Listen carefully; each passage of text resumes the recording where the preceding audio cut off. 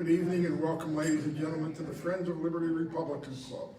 My name is Morgan Lightman. Please rise for the Pledge of Allegiance and the singing of the Star Spangled Banner, led by Alexa Amor.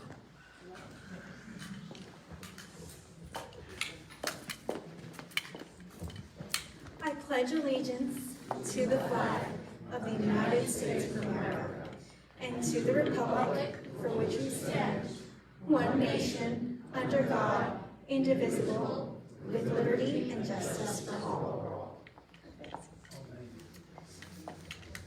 Oh, say, can you see by the dawn's early light what so proudly we hailed at the twilight's last gleaming, whose broad stripes and bright stars through the perilous fight, oh, the ramparts we watched were so gallantly streaming, and the rockets' red glare, the bombs bursting in air, gave proof through the night that our flag was still there. Oh, say does that star-spangled banner yet wave? Oh, the land of the free and the home of the brave.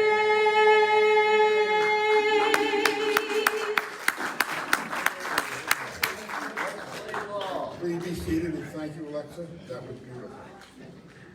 Before we call upon Alan Bergstein, our guest speaker, I understand we have two candidates for Congress here in District 21, Dan Frances and his wife Vicki.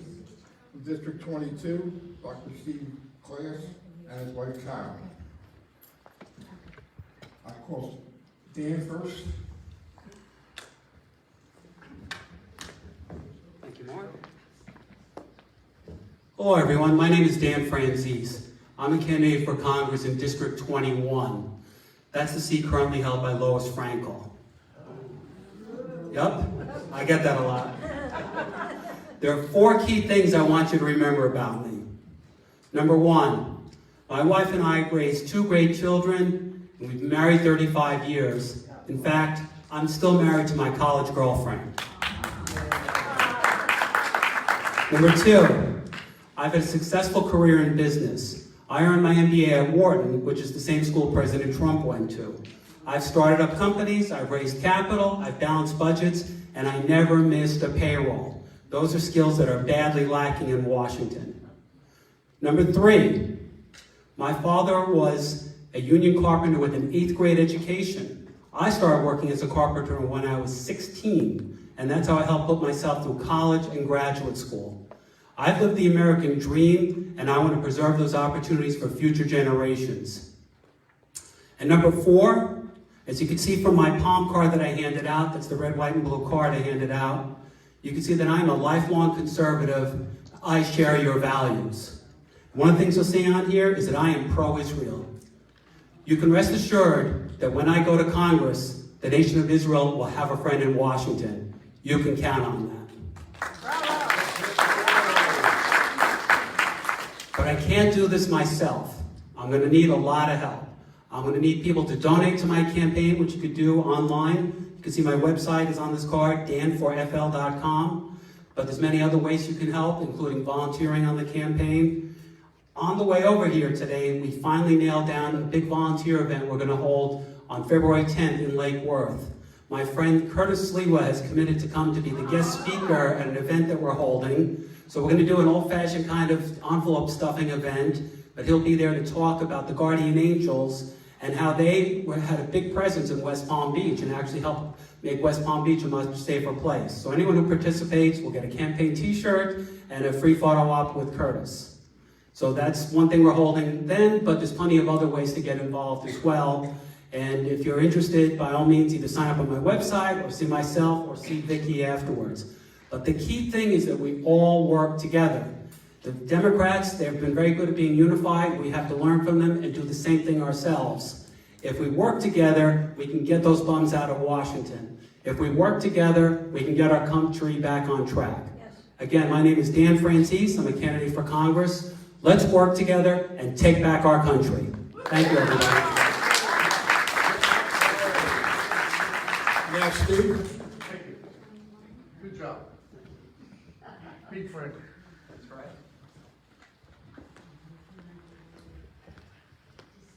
In spite of the fact that he thinks I own the Chase Bank, it's chess like the game, okay? It's Dr. Stephen Chess. I practiced in Fort Lauderdale for 33 years.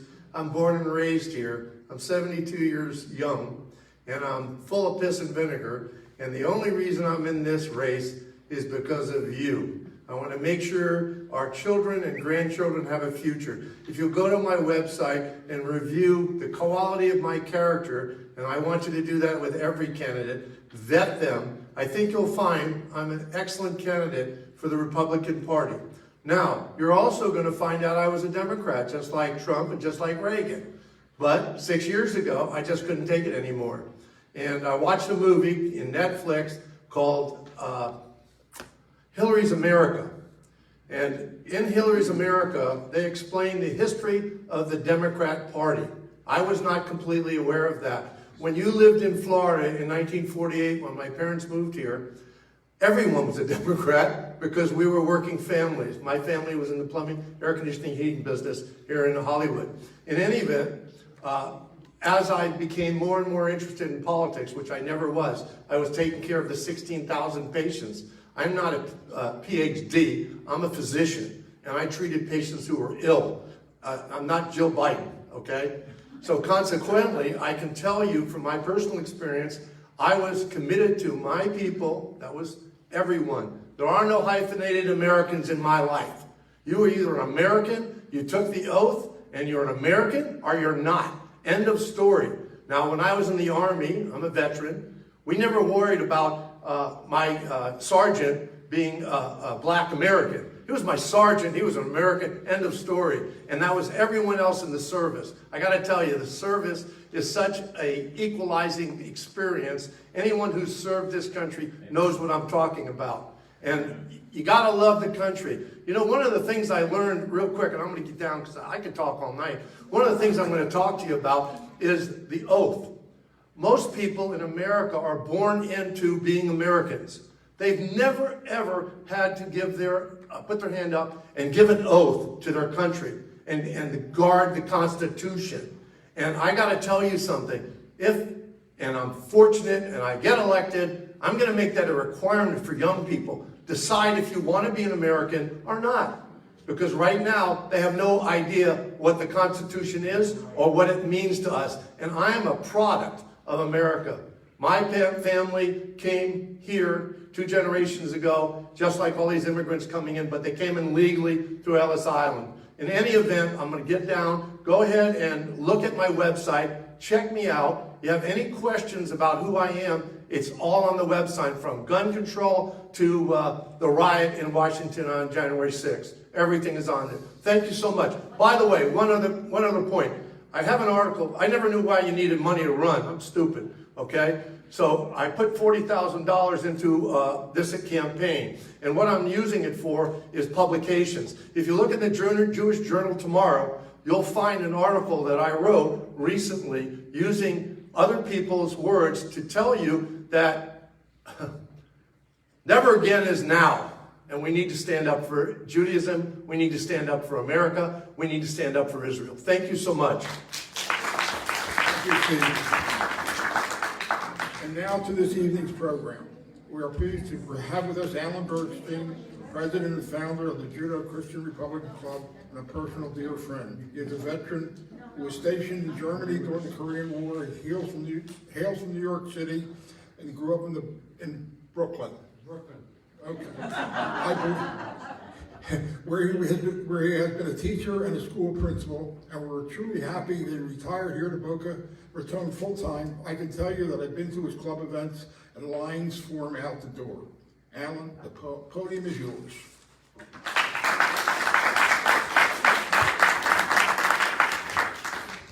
Thank you, Mark. Thanks, Mark. You know, when I came here tonight, it's coming here is ingrained in my head. I've been here about 100 times already, ever since it was first built way back in the early 90s. And I love you guys, and I appreciate you coming here. And Hilda, thank you very much for all you've done, and for the Friends of Liberty Republican Club. Good luck to you, because we need you. The country needs you, and the community needs you. Talk about being a Republican. I was born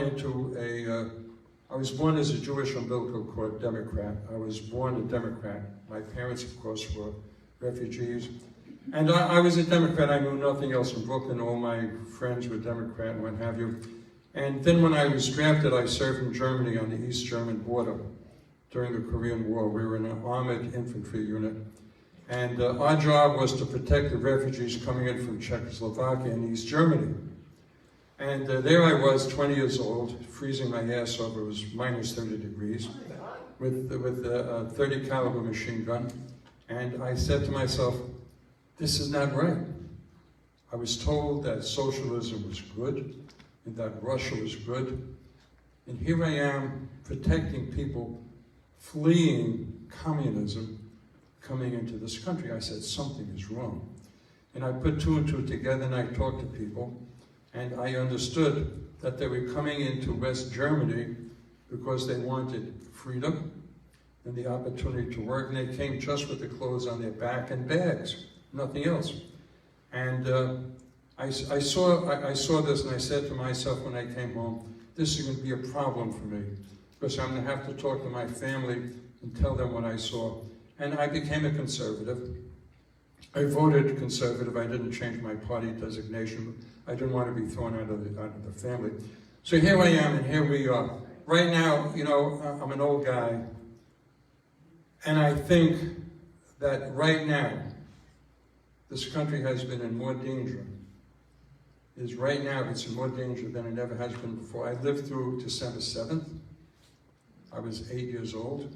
And I remember going to PS 97. We were walking there with my friend Alfred Fisher, and we both discussed the previous day, December 7th. This was a Monday, and we were scared crap.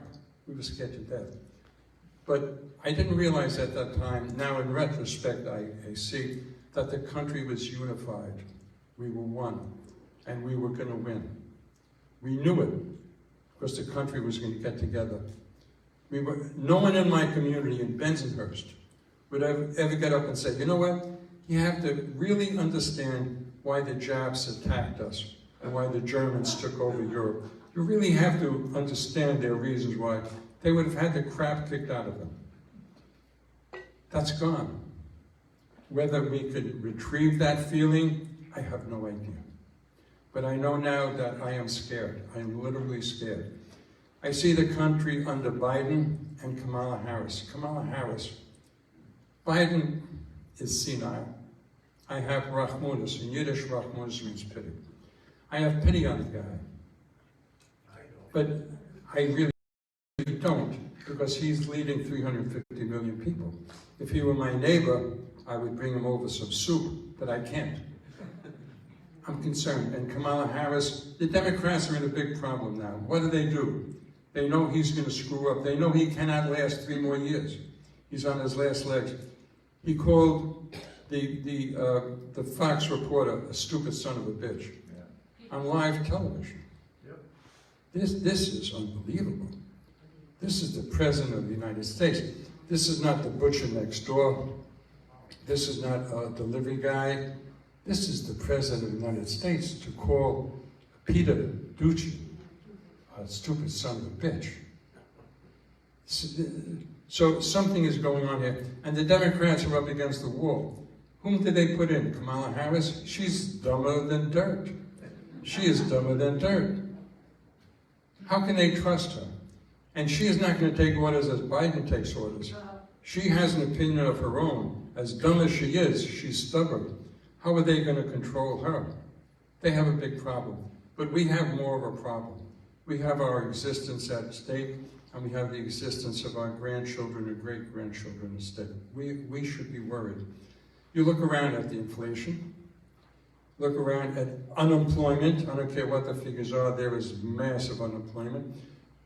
You look at the gas prices, you look at the situation now in the Ukraine. You look at the mindset of the American people. We're sick and tired of 2 years of being told what to do of masks. We're sick and tired of being told by Fauci to wear masks.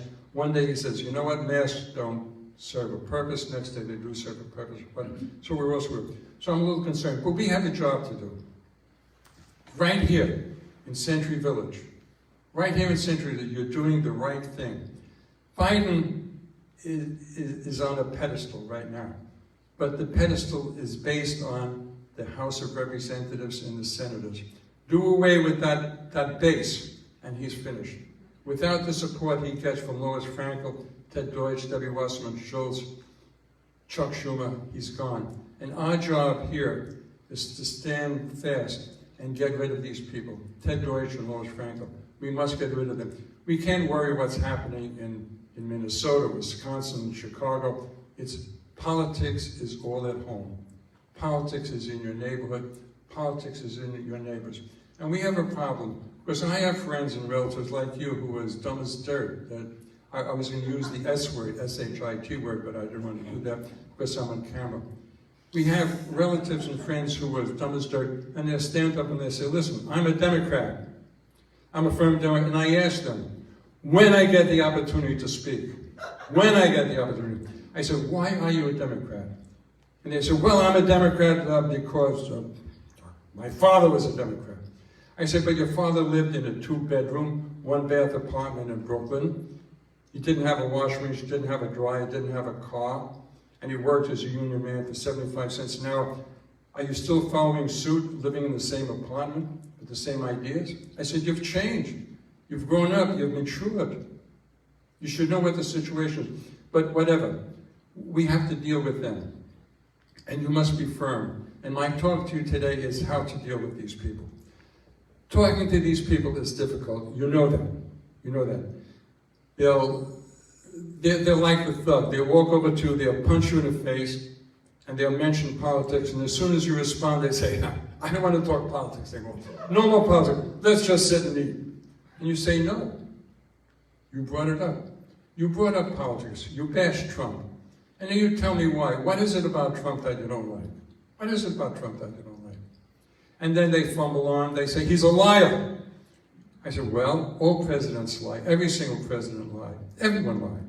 What else don't you like about him? Well, I don't like his personality. I said, well, I don't like his personality either. But Putin doesn't like his personality. Xi of China doesn't like his personality. Kim Jong-un of North Korea doesn't like his personality. And the mullahs of Iran don't like his personality. They're scared shit of him. No one likes him. But that's what I want. I want the thugs of the world, the enemies of democracy, the enemies of the United States, to be scared of him. I want the Palestinians to be scared of him. I'm proud of a man who stands up for our country. He's a patriot. So I asked him the question. I said, tell me, please. I say to these Democrats, you're intelligent. You follow the news. You watch CNN, MSNBC. You read the New York Times. Tell me a foreign policy decision of Trump that you disagree with. They don't know. I said, give me a domestic policy decision of Trump that you disagree with. They don't know. Why? Because all they know is mantra. The typical Democrats you run into only know mantra. They only know talking points. When you say, back up your talking points, they say, I don't want to talk politics anymore. It's like walking onto a movie set. You see a gorgeous facade of a building. Gorgeous facade. You walk through the door, you're in a backyard, you're in a swampland. All they have is the facade. They have the veneer. They don't have depth. They don't have knowledge. They don't have understanding. They don't have clear thinking. They don't know what's going on. They look at Biden and he makes mistakes. He said the other day that the year was 2020. Remember that? He makes these, but they don't see that on CNN. They don't see that on MSNBC. We've got to work with our neighbors. We've got to be careful. You have to treat them as children. Don't be angry with them. Treat them as children. The children don't know any better. They have to learn. And it's you who has to teach them. You can't be angry with them. In your condo, in your homeowners association, wherever you live, in the card game, in the mahjong thing, in the golf game, if they stand up to you and they say, you know what, I can't stand Trump. You react to them, you ask them questions. Of course, you may be thrown out of the card game and into the pool, but that's another story. Let them do that. Let them become aggravated. I was a school teacher in the South Bronx. And the worst thing you can do with a kid, the worst thing you can do with the biggest bully is ridicule that bully and make that person feel bad. You destroy his inside. You don't yell, you don't scream, you just ridicule him. You do that, you say, listen, tell me what you know about, what do you know about Hunter Biden? Say to them, tell me more about, I don't know much about Hunter Biden. Tell me about Hunter Biden. Is he a good son? What does he do for a living? What does he do now? Bring these things out to them. Say to them, listen, Biden had only his second press conference in 12 months. Where was he? Where was he? Where has he been? Tell me about that. Trump had a press conference every single week. He took the vilest, most horrid questions from people, and he answered them. So you must stand up to these people. You're brighter than they are. You're wiser than they are. You're more knowledgeable than they are. You have a broader spectrum. You have to understand that they know nothing. You must push them. You must ask them questions in the nicest way. You see, they're like the thug. They'll punch you in the face, ask you a question, and then as soon as you respond with your right hook, they'll say, I don't want to fight anymore. I don't want to talk anymore. You have to expect this of them. But you must speak out. You must not be afraid. You pay your maintenance. You pay whatever it costs to live here. You have a right to speak out. Now, we're opening up another Republican club in Boca Point, southwest of here. And Ted Deutsch's in-laws live there. Well, who gives a crap? Maybe they'll join. I don't know. You never know. But you've got to be forward. You've got to be aggressive. You've got to speak up. Once you backstep and you show that you're weak, the Democrats are street smart. Once you back up and say, well, you know, they attack. You must hit them. You must hit them. You must constantly educate yourself. Watch Tucker Carlson. Well, I don't care if you watch no other person on Fox News, and I don't like anyone else but Tucker Carlson. Listen to Tucker Carlson. Register and import and digest what he has to say, and you'll have a good argument, because he's not a fervent Republican. But we've got for instance, Ted Deutsch. Ted Deutsch is Jewish. I'm Jewish. I've been down here since 1991. Ted Deutsch is Jewish.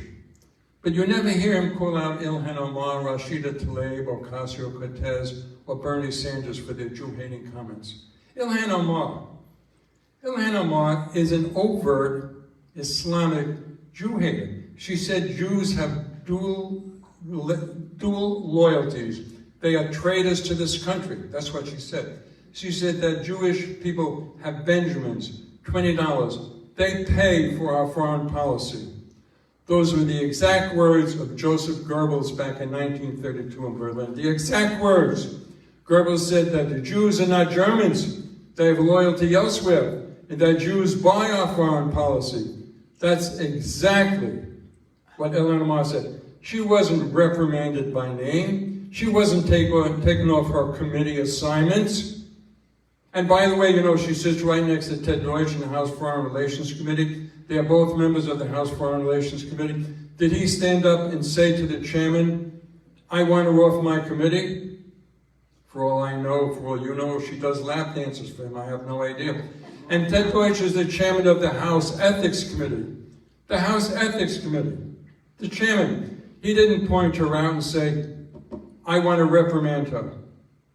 I'm a Democrat, I want to reprimand her. He kept his mouth shut. You know why? Because he's a fake. He's a fraud. He's a phony. He says he's Jewish. Oh, I'm Jewish, I'm this and that. That's crap. He's a Democrat. He has done what all the other Democrats that I know of have done. They've changed their religion. They've converted. They are no longer Jewish. They're Democrat.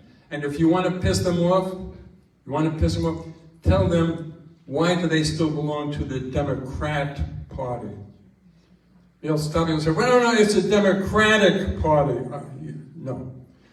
In fact, when I talk to clubs like this, when I say, you are truly a democratic club. You're a democratic club. The word democratic means to accept all. This is a democratic club. A Democrat can come in here and ask me questions, ask Hilda questions, ask more questions. But in a Democrat club, you cannot do that. You can't ask questions. If they spot you as a Republican, they will throw you out. That happened to me in Boynton Beach. I and a bunch of other people had our identification checked, and it was found out that we were registered Republicans, and we were tossed out of the meeting in Boynton Beach, the Boynton Beach Democratic Club. So piss them off. You've got everything on your side. You are for the working class. You are for people earning a living. You're for employment. You're for businesses. Look at the schools. Look what the Democrats are doing now, the progressives. Look what they're teaching them in school. Kids 5 years old are being taught the critical race theory. They are told that if they were born white, they were born privileged. This is bullshit. And they're oppressors. I'm sorry? They're oppressors. I'm sorry? The white kids are taught they're oppressors. Oh yeah, they're oppressive. They're kids playing with things. What the hell does that word mean? They don't know. But this is fascism. Pure fascism. Take over the children at an early age, inculcate them into your fascist theories, and they will grow up subordinate to you and listening to you.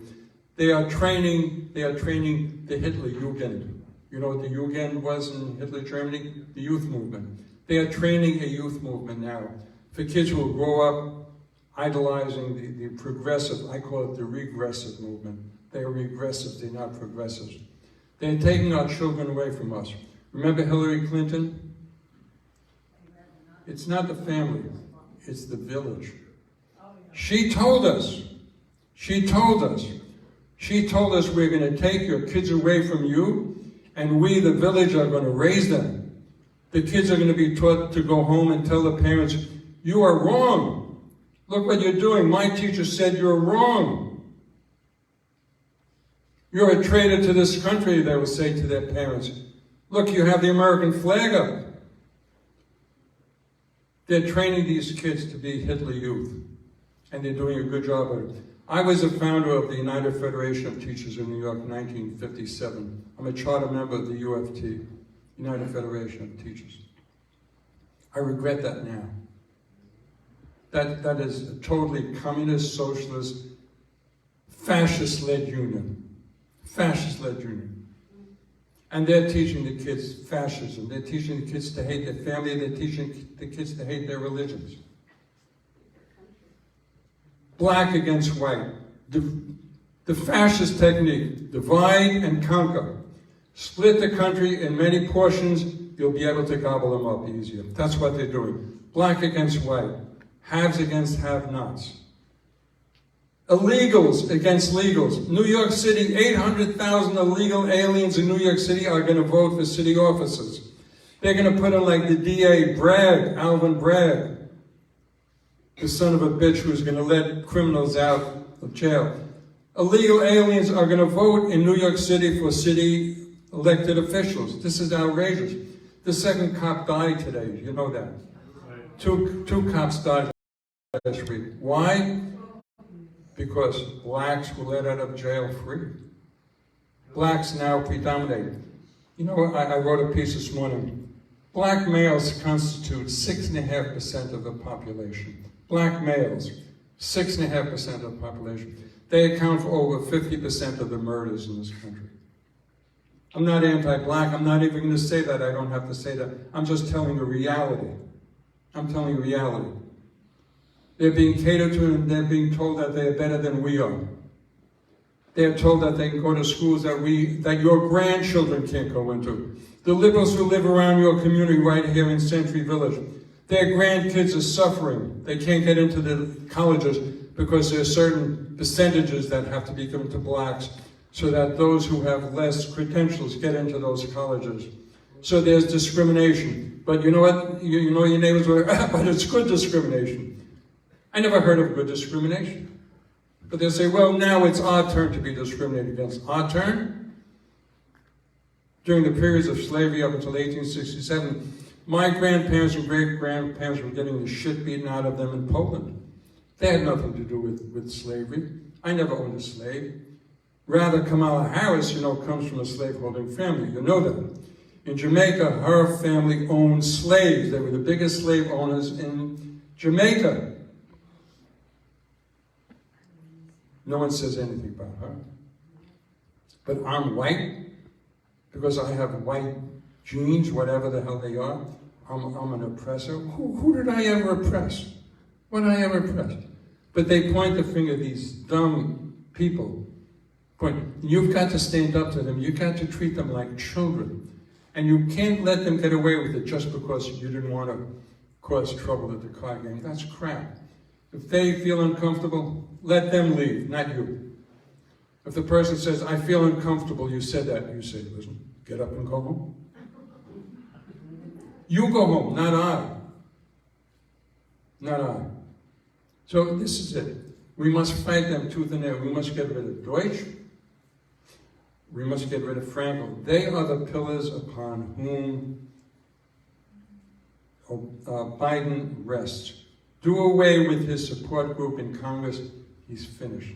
And you've got to tell people. Say, what? Say to them, listen, Eddie, David, Harry, Rita, Shirley, whatever the names are. Tell me, please, what is one accomplishment that you're proud of that Biden has done in one year? Tell me, what has he done that you really are proud of? Tell me. And they'll sound like Ralph Cramden on The Honeymooners. Abba, abba, abba, abba. They don't know. Put them up against the wall. You know what? Make them feel uncomfortable. Make them feel uncomfortable by being nice to them. Because I'll tell you something. I don't care how close a friend is or what have you. If that person is a Democrat and knows you're a Republican, in their hearts, they despise you. I am telling you this. In their hearts, they look at you as a less than. They look at you as less human than they are. Because you're dumb, you're an oppressor, you're a bigot, you're a Trumpite, but they are the best. Okay, so you gotta fight. And I'll be here, I live close by. I just joined today. I'm a member of this club, and I'll be here, and I love you guys, and I support you, and I give you credit. You are basically, you live in a political cesspool. You are surrounded by those people who basically hate this country. They hate the flag. They hate our history. They hate everything about this country. But they don't want to say it, but they feel it. And they despise you. So you have to, if you piss them off, you have got nothing to lose. Thanks. Just hit me with questions, please.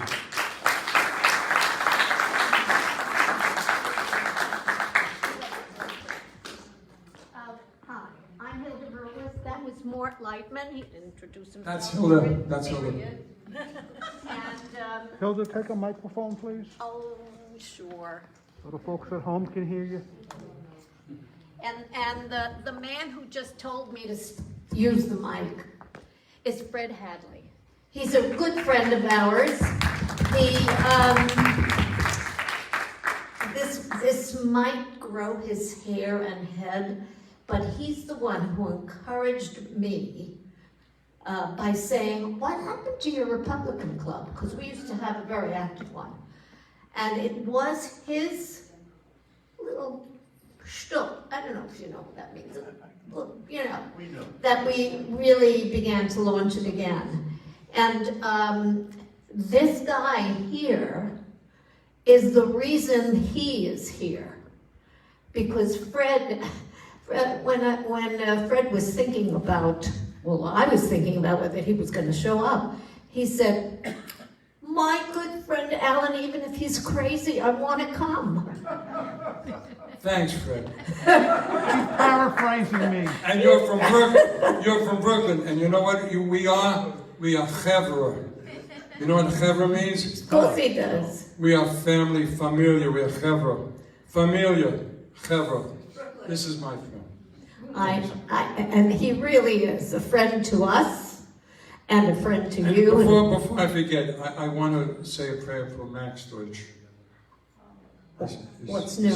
Is he okay? He's okay. I mean, it's getting, little I similarities. would like to give him our blessings. Yes, I think that's a good idea. I try to reach them. I certainly send invitations. Max Dutch was the president of this club, and he was a lovely man. So before we begin with our questions, I'm sure you have them. Isn't he wonderful? Yeah, he's so inspiring. I thought he was a Bronx boy. He only worked in the Bronx, but he's a Brooklyn boy. He doesn't know this, but I also lived in Bensonhurst. I'm from Bensonhurst. Yeah. Are you from Bensonhurst? Yeah. What junior high did you go to? Sethlow? I did not. I lived in Manhattan then, and I went so sorry. to I wasn't sorry. Corlears Junior High School on the Lower East Side, and I ultimately went to Lafayette. Where did you go? Stuyvesant. Now you see where the brain is. I mean, it's very active. No, I went to Lafayette, and I originally had gone to the Manhattan, to High School of Music and Art, but we moved to Brooklyn, so Lafayette was my place. And so before we begin with your questions and his answers, he's already answered so many questions that were in my mind. I want to encourage you to join our club. And we need workers. We have wonderful workers. Alan and I are both committee people. I'm a committee woman, could you tell? And Alan is committeeman in the Republican Party. And we have wonderful, wonderful, dedicated workers in our group. Roz, I'm looking at you. She's the one who sends out that mail to you and invites you. And actually, they weren't looking for me. They were looking for you, Roz. And Russell, right here. We can't do anything in terms of setting up without her. Marcia was greeting you, but she does much more than that. We have a wonderful Miss Sharon who was registering all of you, and I think Alexa, come over here.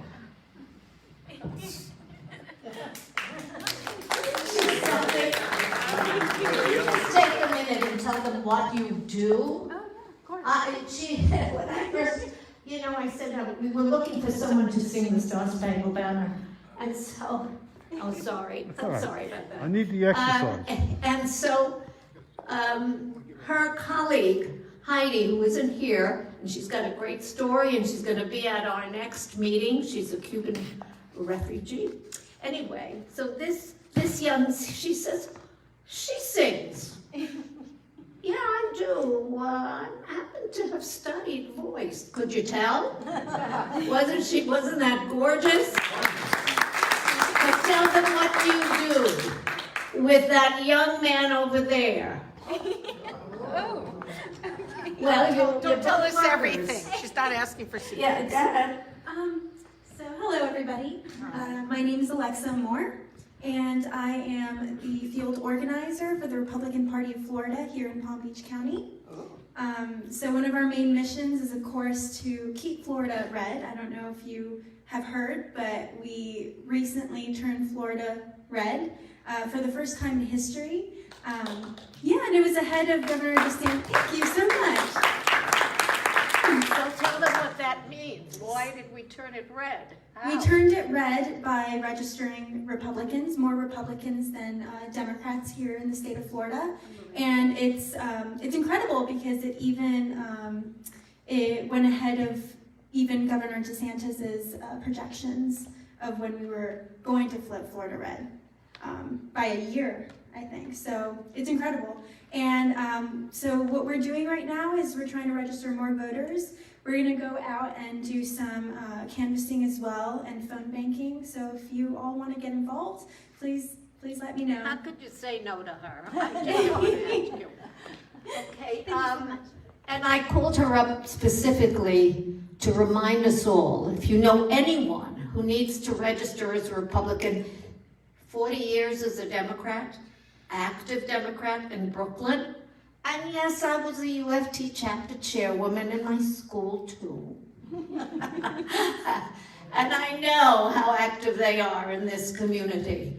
And it's an issue. And they never piss me off, really. I don't use that language. Well, those who know me know what languages I use. I learned it from the crowd in Brooklyn. Anyway, so please, if you know people who need to be registered because they're converting, from Democrats, please help us. We need to do that. We also need workers in our club. And we have a marvelous group of people who are already active, because that activity is going to lead us into helping people like Dan and our governor and our senator. First, to elect him. Well, you're not in our district, but the District 22 people here, absolutely. I mean, both those folks really are lockstep in with whatever they're being told to do. There isn't thinking going on. And I have to just say one final thing. I was driving from Costco. Costco, I needed food. And I was listening to Fox News on the radio, which is what I have on.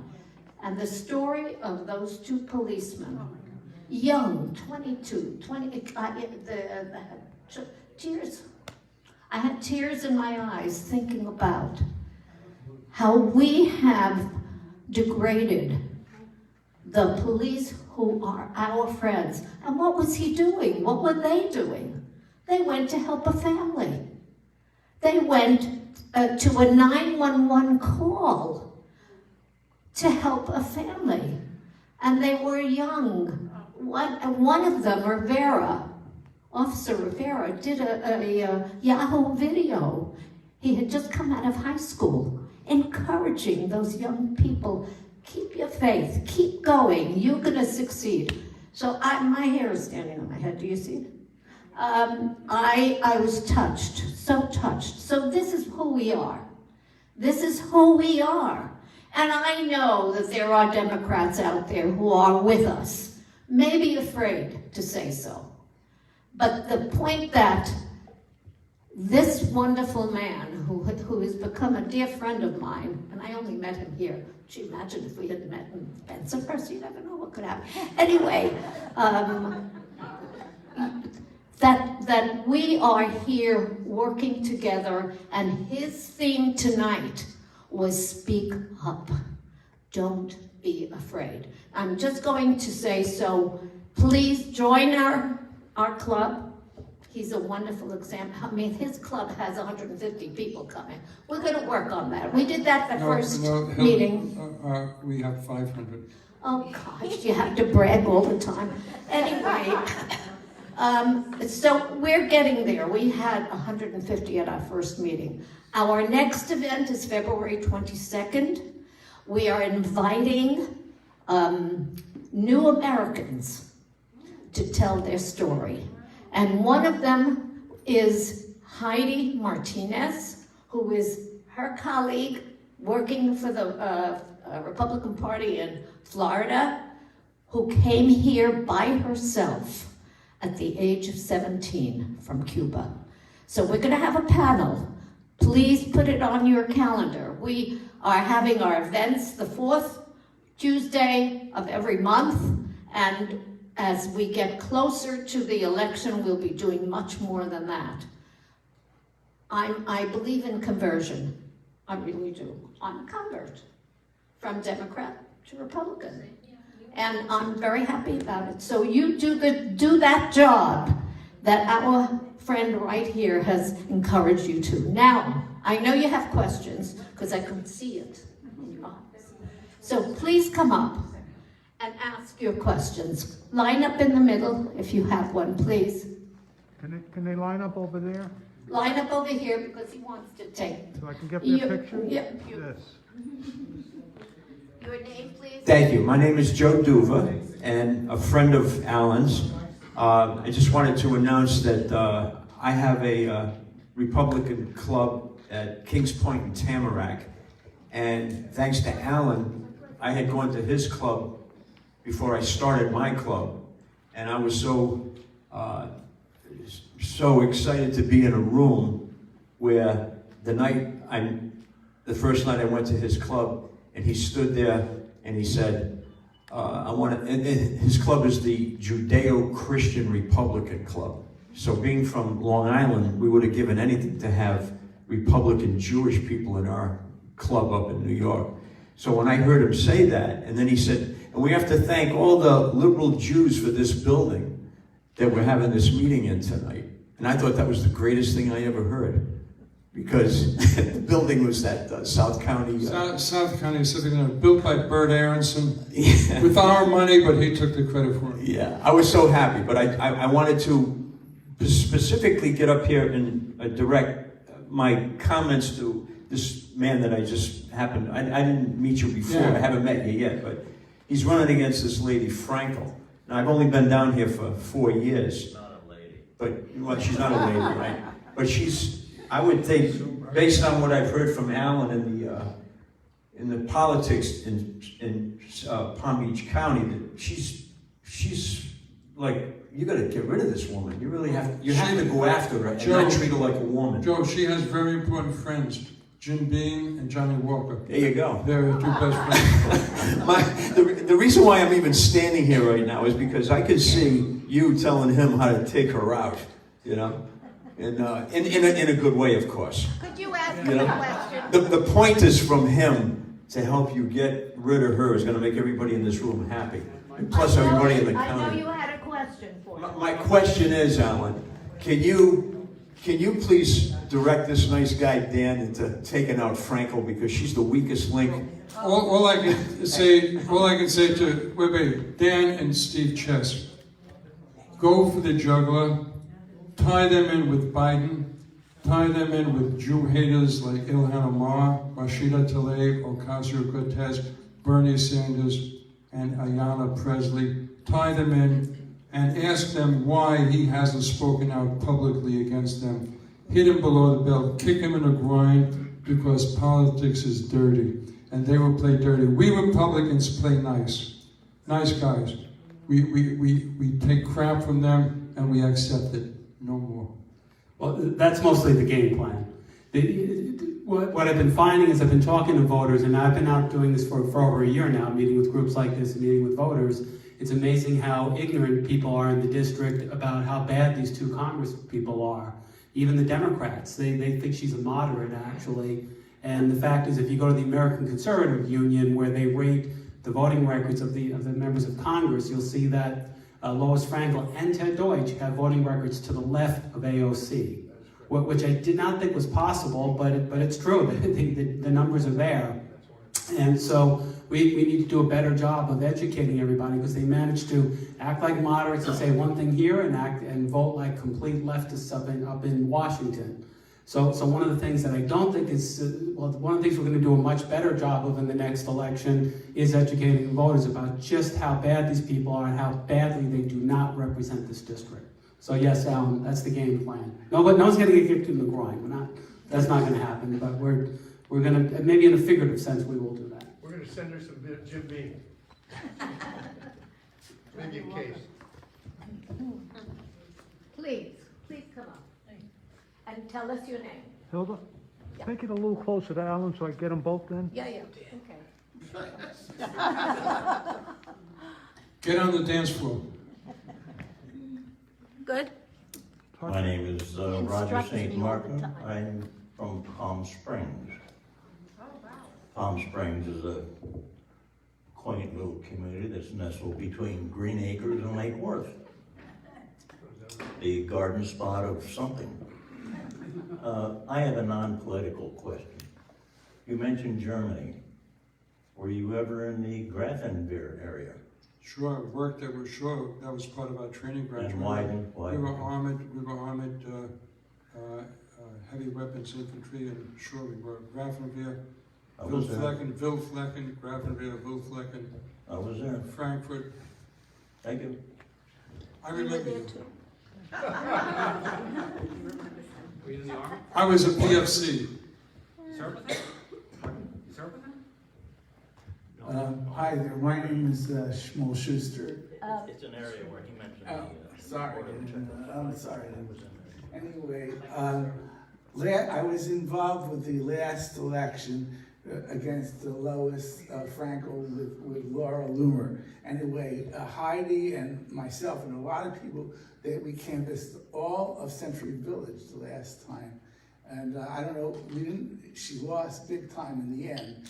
And what we have to do, we have to get some good candidates like Dan and Dr. Chess, but we really have to work at the ground game as you said, because because these people sit there, oh, I'm a Democrat, boom, boom, boom. They just vote. They don't even know what they're doing anymore. And okay, so now it's the end of January. The primary is the end of August, and the election is in November.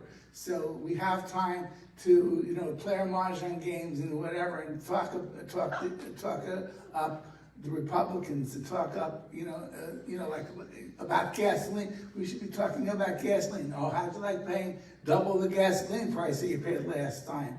Today I was in Costco, and the guy said to me, "Oh, look at this, $1 more for some Costco water." It's all, everything is politics now. You sit at Okay, do you have a question? No, just, I don't really have I just had to say this. Okay, thanks.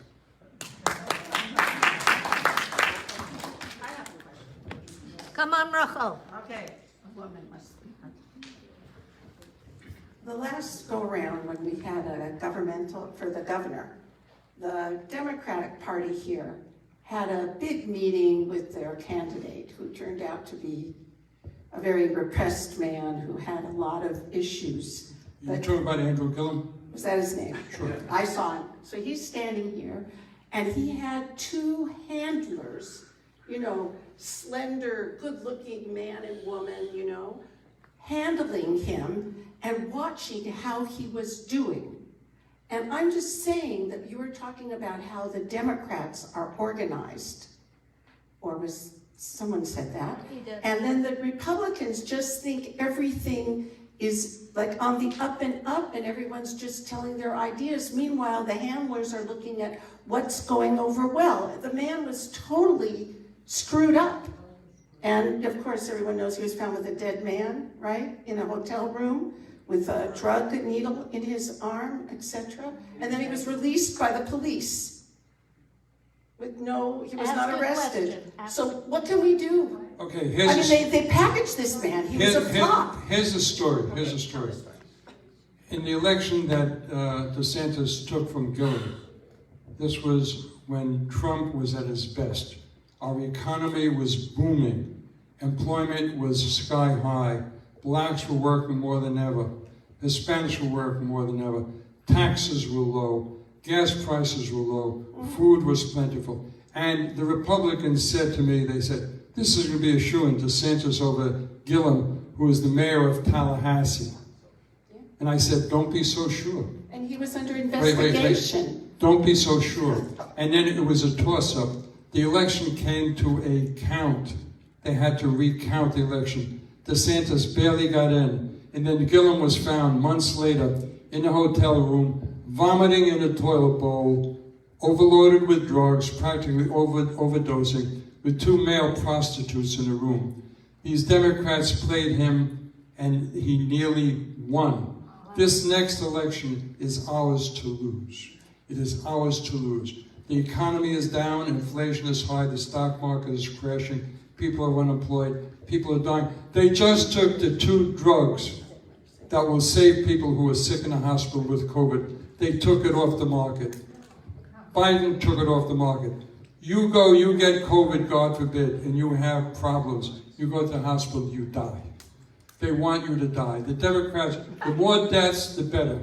They took away lives. It's like saying penicillin will not be used because a couple of people had bad reactions to penicillin. I take aspirin every day. People die of aspirin overdoses. But Biden has taken these drugs off the market to kill you. To kill you.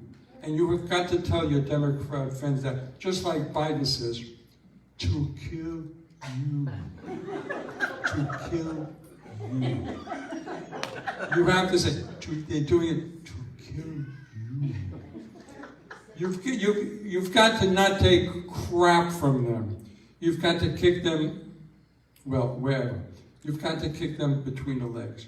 Because they have no mercy for you. They don't give a damn whether you live or die. And I'm telling you this, I know this.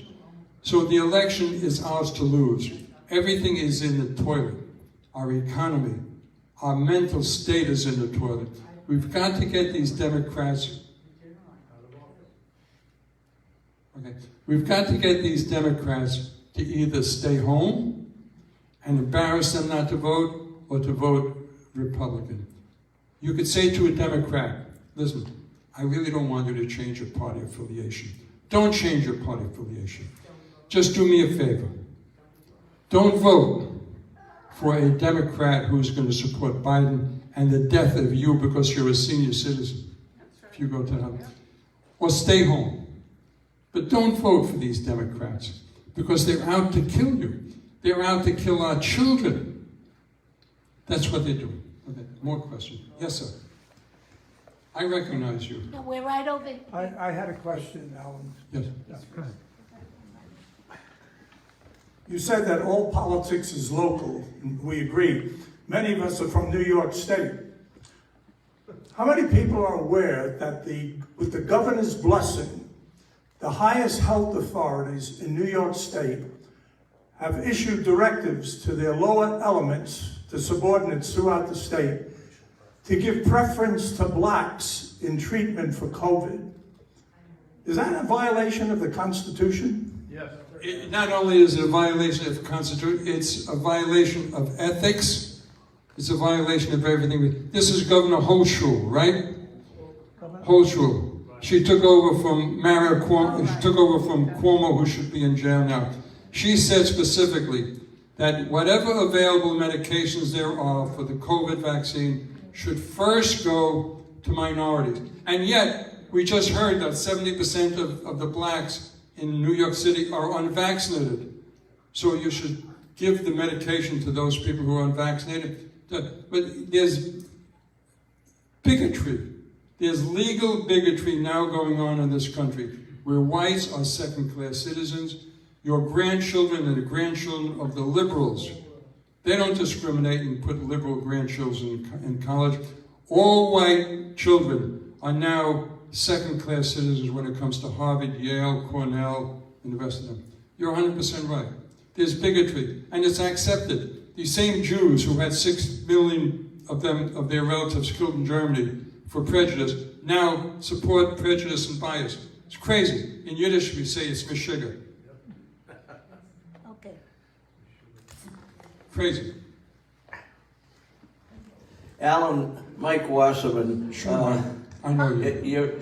Mike, I know, and I know you, and I'm. Could you come right here? Yeah. By order of this guy. And I'm proud to know you, and very inspired by what you have to say. And we're on your team. We've done things together before, and this guy is something special for those of you who haven't had the privilege of knowing him. Question.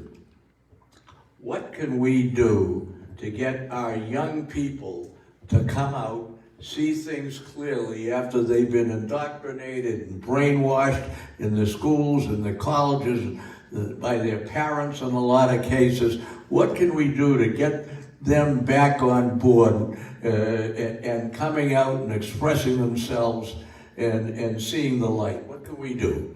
It's not we, it's they. It's the young people.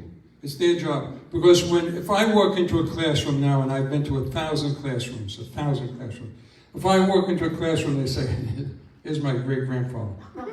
You know, so my knowledge, my experience, what have you, is down the drain. I'm an old man. It's these young people. It's the people who dress fashionably, who wear nice makeup, who wear nice clothes. These are the people to inspire. What you've got to do is you've got to go to the principals of the school.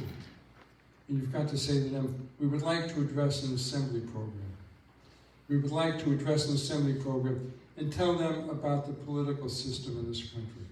And you can say to them, we are conservatives, and we want a voice. And if necessary, what you can do, the young people say, listen, get a teacher up here, and I'll debate that teacher.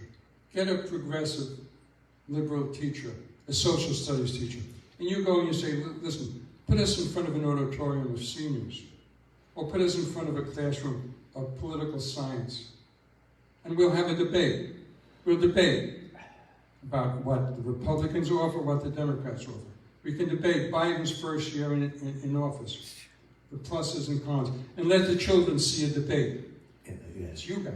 Well, I think we as parents and grandparents have got to get after our children too. We've got to be part of this. We can't subcontract the problem to the children. We've got to, we were the ones who allowed it to happen. So I think we have to be proactive, and maybe we have agree. We've got to have balls. I'm not talking transgender crap. We've got to have balls, and we've got to speak out, and we've got to be fearless. Now, no matter what they think of you, these Democrats, they dislike you anyway. You've got nothing to lose. What you do is you stir up their fear of you. They'll be scared to death of you. Thank you. Anyone else? Come. Wouldn't it be great if there were a Democrat in the audience to get up? This is a Democratic club meeting. I would love it. Hi, my name is Arlene Coleman. I'm very honored to be here, and I admire you for taking on such a leadership role. That's wonderful. What I'm going to say is I'm going to ask people, please don't put into Fred's weekly newsletter about me, what a horrible person this was and all this. I don't want any backlash. I just want to say something. I know I'm Jewish. I consider Jewish people very smart, as well as Christian people, all people. But I do not understand, if we're so intelligent, we're so smart, our kids go to the best colleges, this and that, please explain to me how people, the democratic Jewish people, don't see the light and don't want to support the Republican policies. I don't understand it. Okay, it's so obvious. Open borders. I'll tell you. First, you'll have to register for a 3-credit course, a 30 credit, because it takes that long. But basically, Jewish people have brain power, but they don't have seichel. Seichel means street sense. They don't have street smarts. They're stupid as dirt in the street. They don't have common sense. They don't have common sense. You point it out to them. You say, listen, Joseph Goebbels said the same thing that Ilhan Omar said. Why don't you condemn Ilhan Omar? I said, what you've got to say to them is, do you realize that we are now in the beginning of Holocaust Roma number 2? In this country, we are in the beginning of Holocaust Roma number 2. Look at the Coffeyville, Texas, the Muslim gunman who came in. The press calls him a gunman. This was an out-and-out Islamic terrorist, and no one asked questions. How do you get into this country? Do you remember the Tsarnaev brothers? Do you know who they were? The Boston bomber brothers who came in from Russia, and Russia warned us. They said these people are terrorist supporters, and they came into this country and they caused havoc with the Boston bomber. I want to know how this guy came in. I want to know how he got his gun. I want to know how he traveled to Texas. I want to know how he picked this obscure synagogue from out of New York, from out of Pennsylvania, from out of Philadelphia. Questions that no one had. In fact, the FBI scared the shit out of me when the guy said right there, he said, "This is not a terrorist act." Yeah. Are you out of your freaking mind? A Muslim comes into this country, lands at Kennedy, and ends up in Texas and holds hostage. Many questions unanswered. But that's my question. Why is it that You've Jewish got people are not understanding Okay, this? you've got to stop. You've got to stop asking them why. You've got to direct questions to them. You've got to say to them, do you understand that Jews in New York City are being beaten daily by blacks? Do you understand that when you go into a church or mosque, you don't see an armed guard? When you go into every synagogue, there's an armed guard. Why? You've got to say to yourself, give me one Republican, elected Republican, who stands out as Ilhan Omar, Rashida Tlaib, or Khosrow Qureshi as a Jew hater. Give me one Republican who stands out. Give me one, tell me what Trump did that you didn't like for Israel. What did he do that you didn't like? You've got to nail them to the wall, and if they got to say, well, I don't want to talk politics anymore, you say, bullshit. I'm asking you this question, and if you don't like it, get up from the lunch table and leave. You've got to show them that you are stronger than they are. No more, well, you know, I'm sorry I asked you that question. Nonsense. Hit them between the eyes. Yeah, I'm past that point in life. I just want to understand why the Jewish people do not understand. They have a history of caving in. Okay. They have a history of caving in. They have a history, Jewish 2,000 years of Europe being told that they are crap and they are worthless. Okay. Psychologically has worked on them to the point now where it is a mental illness. It is genetic that they take crap. 2,000 years they were told, you're stupid, you're dumb. Now they feel they're stupid and dumb. Thank you. Okay, two more, and then we're finished with the questions. Come on. Okay. Did you want to say something? When she finishes, I just want to ask a question. Go ahead. Come. Hi, I'm Irma Gordon from the Jewish Republican Club of Broward. Happy to be here. And I wanted to tell you that there is a wonderful conference that is going to be going on in February in Orlando. And they are specifically focused on helping people, training people, what to say to a younger population and how to get their ideas across. They're coming from all over the country. Laurie Cardoza-Moore, who is the head of proclaiming justice to the nations. I've known her for years. She has been working on this idea, and she and two other educators are going to be holding this conference. I will gladly send, who do I send it to? All the information. Send it to Roz, because you have her email. I do. You'll give it to me before I leave. Okay. This is a conference that should not be missed. You want to know what to say to who and how? Go to this conference. Thank you. What's it called? One more? One more? Okay. Most people like myself who are not in politics did not realize, this is going to be a question, did not realize... Steve, why don't you start off with the question? Okay. Start with the question. The question is, there are many people running in the primaries. The primary takes place in August. So what's the question? Give me the question. 8 weeks. No. Give me the question. I'm trying to. Okay. 8 weeks you only have after you've been primaried and you're the candidate. I'm asking the question as follows. Do you think 8 weeks is enough time for that person who has won the primary to organize himself before the general election. That's not my decision, that's federal law. That's a federal law. But we could change that here in Florida. Okay. But I'm not arguing with you. Before I'm we just asking change, you about it. okay, before we change the law, I want to win an election. Then we can change the law. But until then, what the primary is, the primary is. Win the election, that's right. That's right. Okay, I just want to thank all of you for being here this evening, and I've already heard what Alexa can do when she speaks to young people and they challenge her. So I know that they have the magic right there. I want to say just something about a comment you made about blacks killing Jews in Brooklyn. The fact is that blacks are also killing blacks. They're hurting their own community even more. In many of these cities, the data is very clear. They're just as terrified as any Jewish family. But let me interrupt. The blacks that are killing blacks, the blacks who are being victims, it's their problem. My problem is that they're killing Jews. I'm standing up for Jews. I am sick and tired of standing up for other people.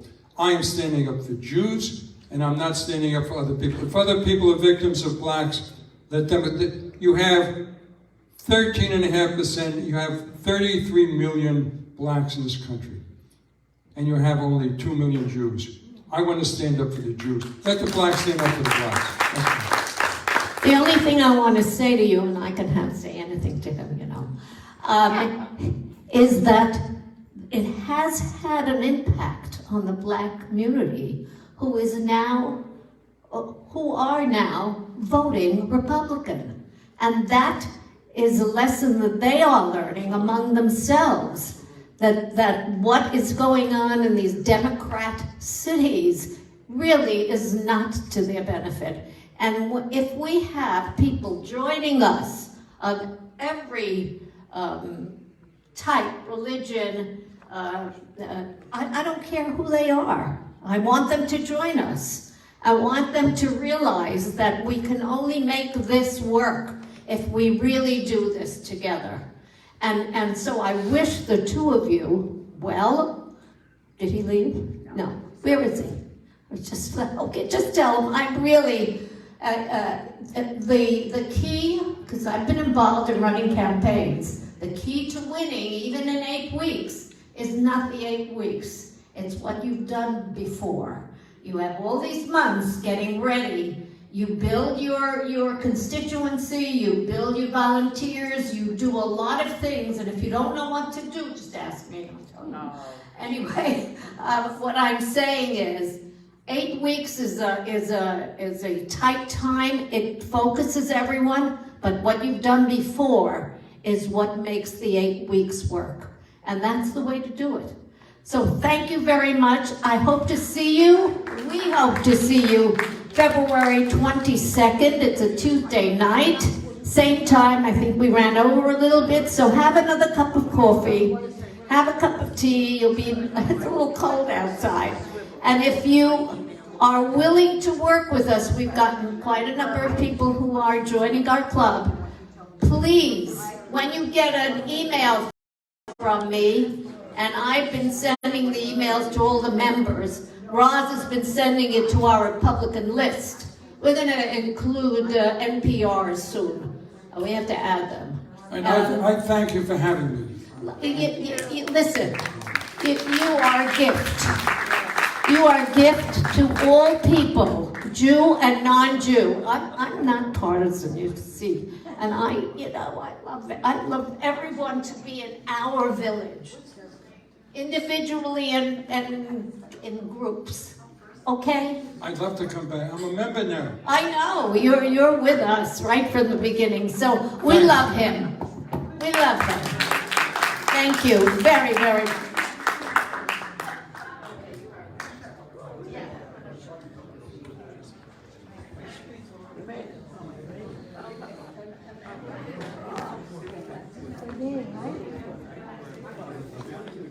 How are you doing, Tony? You went to breakfast with him, I heard. went to breakfast with Aaron.